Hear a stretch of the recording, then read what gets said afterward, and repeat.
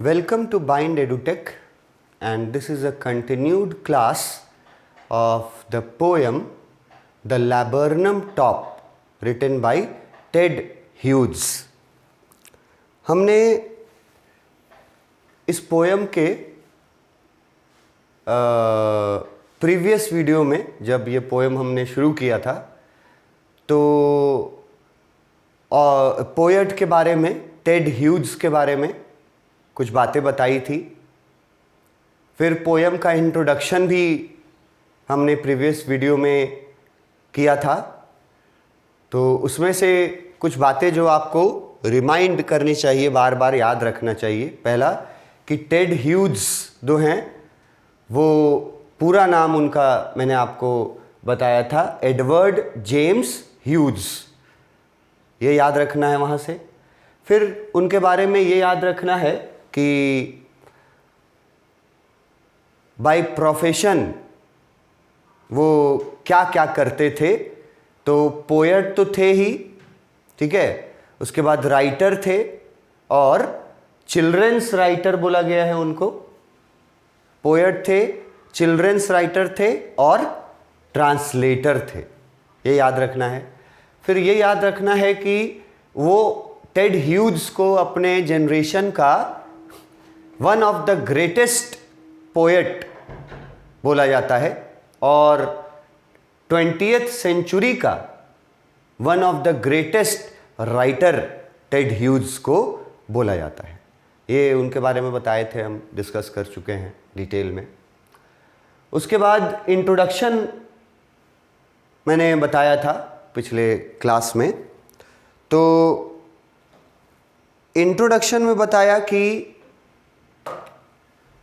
ये सबसे पहले बताया था, जो याद रखने लायक बात है, कि ये पोएम में क्या डिस्क्राइब किया गया है। तो उसको आंसर करने के लिए दो वर्ड हैं, म्यूचुअल रिलेशन डिस्क्राइब किया गया है।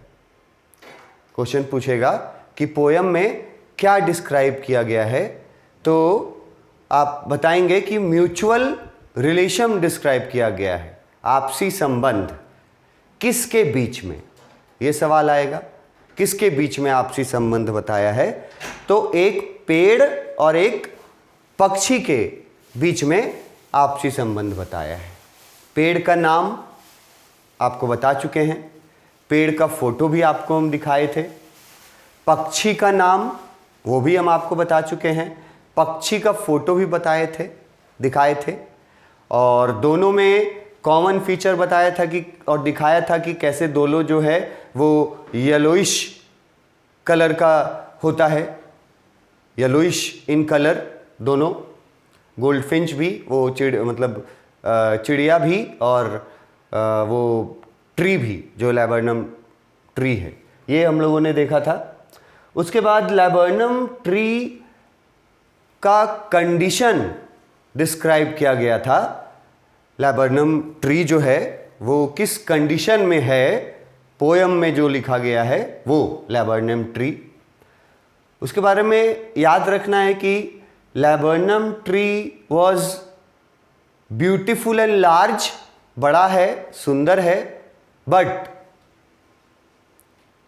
क्वाइट साइलेंट, मतलब एकदम शांत है, मरा हुआ है। क्वाइट डेड, नो मूवमेंट, कोई हलचल नहीं है, देख के लगता ही नहीं है कि इस पेड़ में कोई जान हो। और यह भी बताया गया था, it is getting naked in the winters, मतलब विंटर का समय था, और नेकेड भी मैंने बताया था कि शेडिंग लीव्स, जो पत्ते हैं वो गिर जाते हैं सीजन में। तो it was getting naked and it was very dead looking tree with no movement. ये उस ट्री के बारे में बताया गया।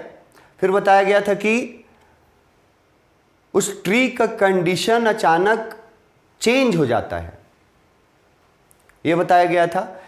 किसके आने से चेंज होता है, ये सवाल आपको पता होना चाहिए। तो वेरी इजीली बताया गया कि उस गोल्डफिंच के आने से वो पेड़ का कंडीशन जो है वो बदल जाता है। वो बर्ड आती है स्काई उड़ते हुए। बर्ड वहाँ आती क्यों है? वो बर्ड आती है क्योंकि उस बर्ड ने उस लैबर्नम ट्री के टॉप पर अपना नेस्ट बनाया हुआ है, और वो नेस्ट जो है उसमें उसके बच्चे भी हैं, बेबी वंस भी हैं। तो वो अपने घोंसले में आई है उस लैबर्नम ट्री पर, और घोंसले में आने के बाद लैबर्नम ट्री में उस गोल्डफिंच के आने के बाद लैबर्नम ट्री का जो कंडीशन था वो चेंज हो जाता है। सबसे बड़ा चेंज जो होता है उस लैबर्नम ट्री में, जो लिखा भी गया था, यहाँ पे लिखा था प्रीवियसली इट वॉज डेड। पहले वो एकदम मरा हुआ दिख रहा था, and now it seems to be alive. और गोल्डफिंच के आने के बाद वो पेड़ अलाइव दिखने लगा। ये सबसे आसान तरीका है चेंज बताने का। प्रीवियसली इट वॉज डेड, और गोल्डफिंच के आने के बाद इट बिकेम अलाइव। एक और चेंज इसके बाद कि प्रीवियसली इट वॉज साइलेंट। पहले वो एकदम साइलेंट था, लेकिन गोल्डफिंच के आने के बाद वहाँ चिरपिंग साउंड होने लगा। चिरपिंग वर्ड भी मैंने बताया था, चहचहाना।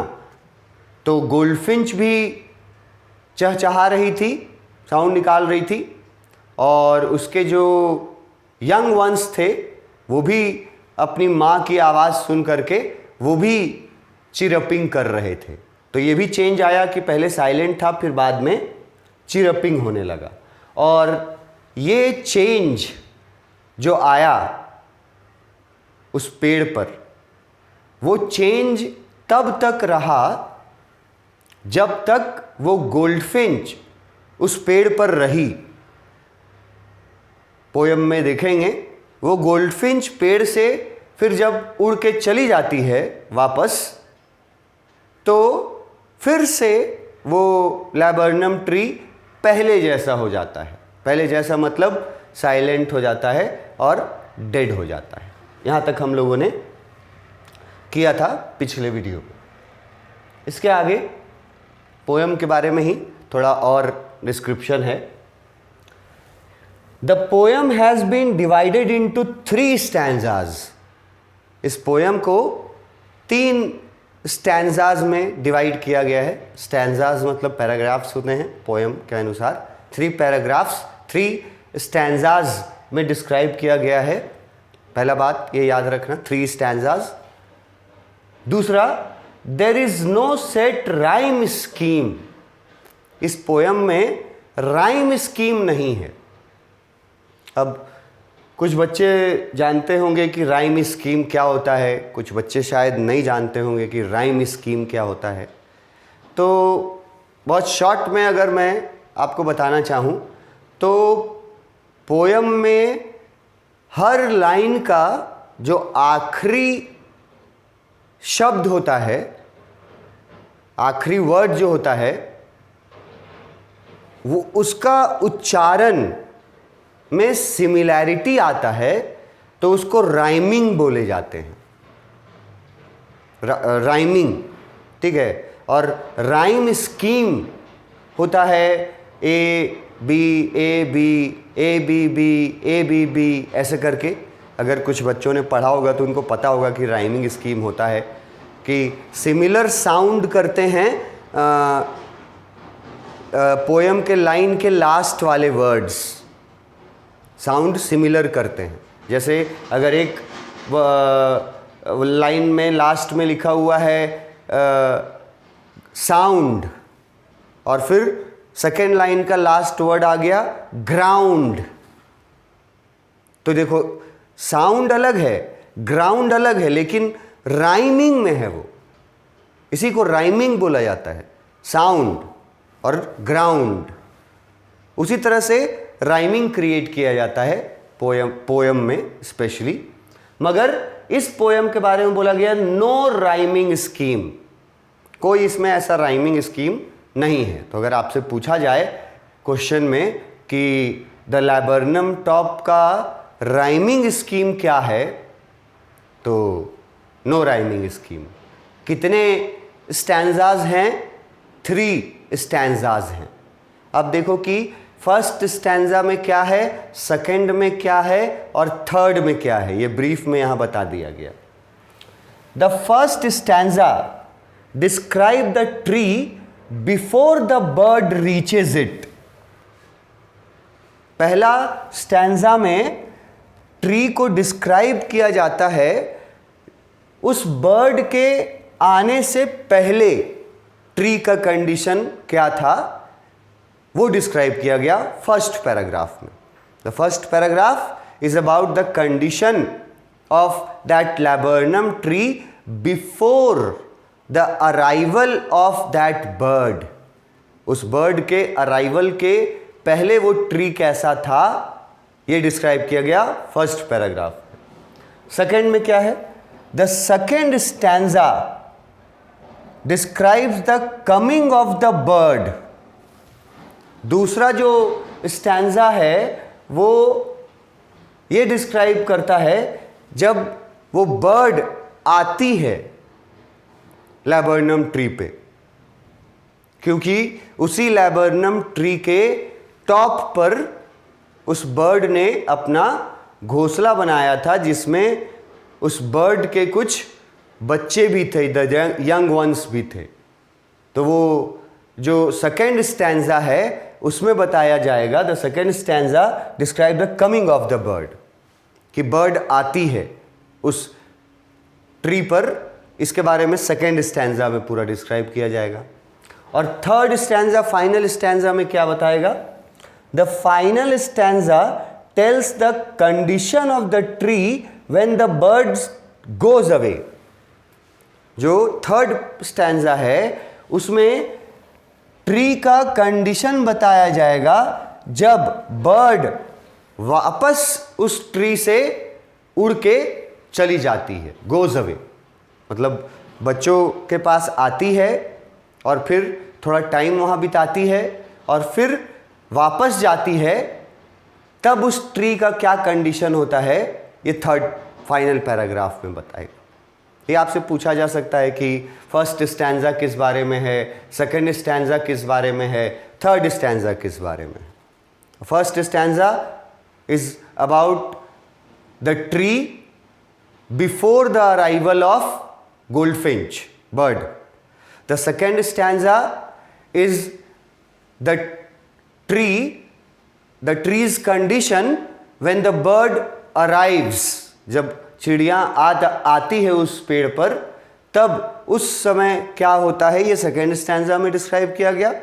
And the last stanza, third stanza में ये डिस्क्राइब किया गया कि जब वो बर्ड फिर से चली जाती है उड़ करके, तब फिर क्या कंडीशन होता है उस ट्री का, ये थर्ड स्टैंजा में डिस्क्राइब किया गया है। तो ये पोएम का इंट्रोडक्शन था। 3 stanzas, no rhyming scheme. First stanza में क्या है, सेकंड स्टैंजा में क्या है और थर्ड स्टैंजा में क्या है। इसके बाद अब हम लोग को पोएम देखना है कि पोएम का जो टेक्स्ट है, जो टेक्स्ट बुक से है, वो लाइंस पूरा पोएम का देखना है। एक बार पोएम को पढ़ना है। यहाँ पोएम है, इसको लाइन बाय लाइन एक बार पोएम को पढ़ना है। फिर मैंने कुछ वर्ड्स हाईलाइट किए हैं पोएम के लाइंस में, आपको दिख रहे होंगे येलो हाईलाइट किए हैं। ये पोएम के लाइंस में जो वर्ड्स हाईलाइट किए गए हैं ये इम्पॉर्टेंट वर्ड्स हैं और इनका मीनिंग आपको जब तक पता नहीं रहेगा तब तक आप पोएम को पढ़ करके समझ नहीं पाइएगा, क्योंकि वो वर्ड्स का मीनिंग आपको पता होना चाहिए। तो मीनिंग्स जो है वो फिर आपको नीचे मिलेगा।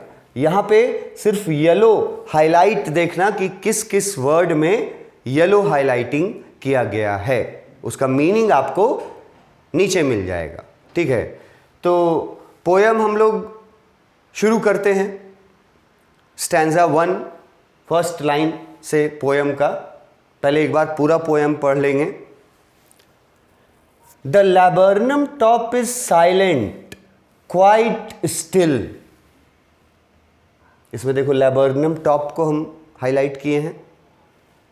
The laburnum top is silent quite still in the afternoon yellow September sunlight. Afternoon तो समझते हैं आप, सितंबर समझते हैं आप, sunlight. A few leaves yellowing all it's seeds fallen. यही है फर्स्ट स्टैंजा इसका, जो अभी मैंने ऊपर बताया कि फर्स्ट स्टैंजा में बर्ड के आने के पहले ट्री का कंडीशन कैसा था ये बताया गया है।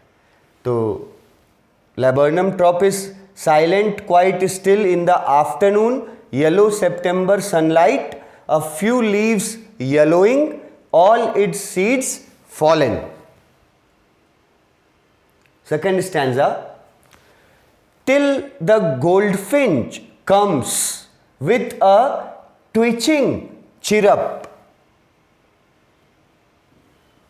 till the goldfinch comes with a twitching chirrup, a suddenness, a startlement at the branch end, a suddenness, a startlement at the branch end.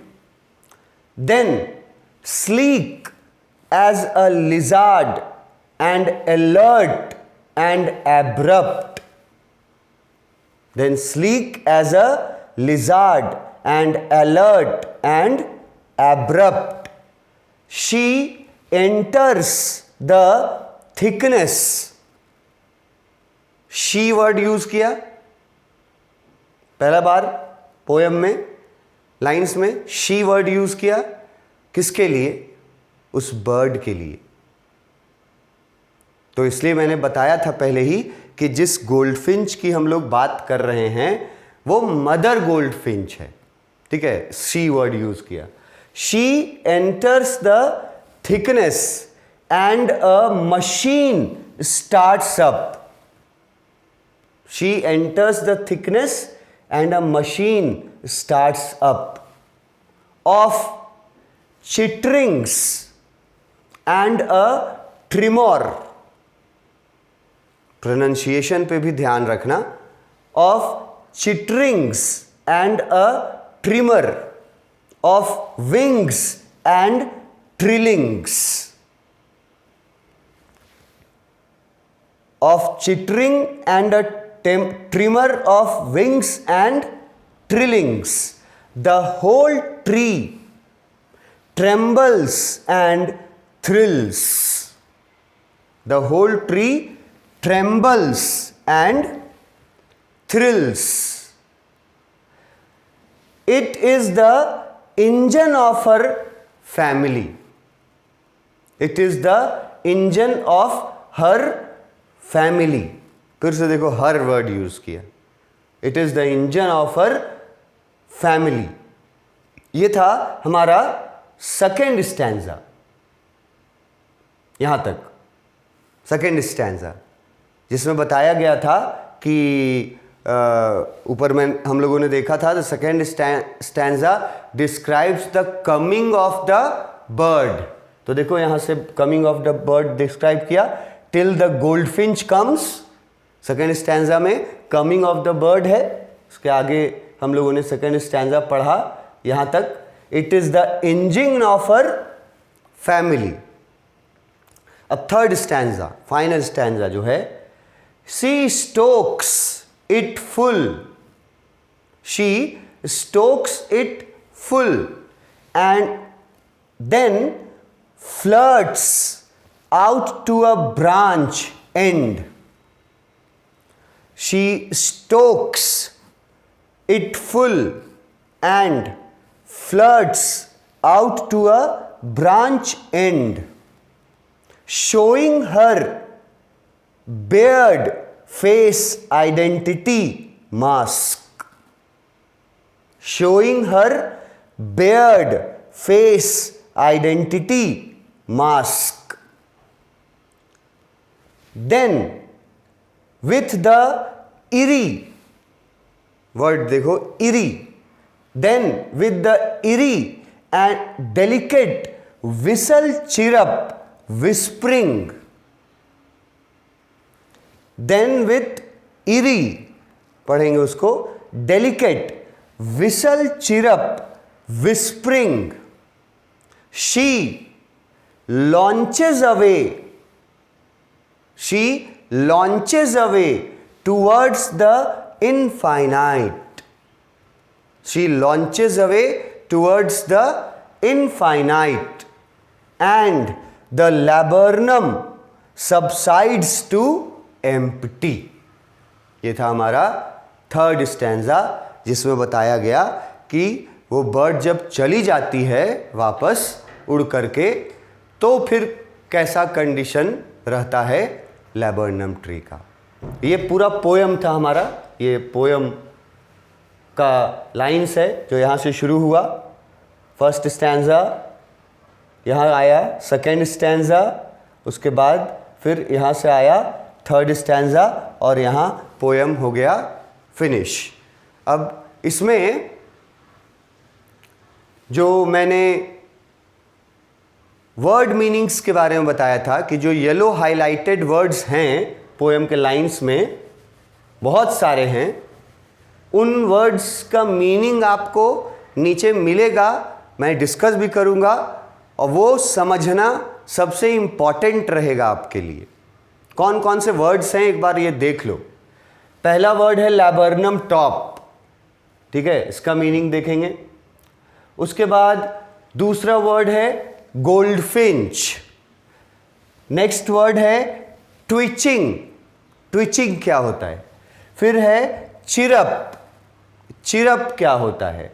फिर है स्टार्टलमेंट, स्टार्टलमेंट का क्या मतलब होता है। फिर है स्लीक, स्लीक का क्या मतलब है। फिर है एब्रप्ट, एब्रप्ट का क्या मतलब है। फिर है मशीन। अब मशीन वर्ड तो बहुत कोई जानते हैं कि मशीन तो भाई मशीन को बोला जाता है, लेकिन पोयम में मशीन वर्ड का क्यों यूज़ किया गया, पोयम में क्या मतलब है, ये हम लोग समझेंगे। मशीन का क्या मतलब है इस पोयम में।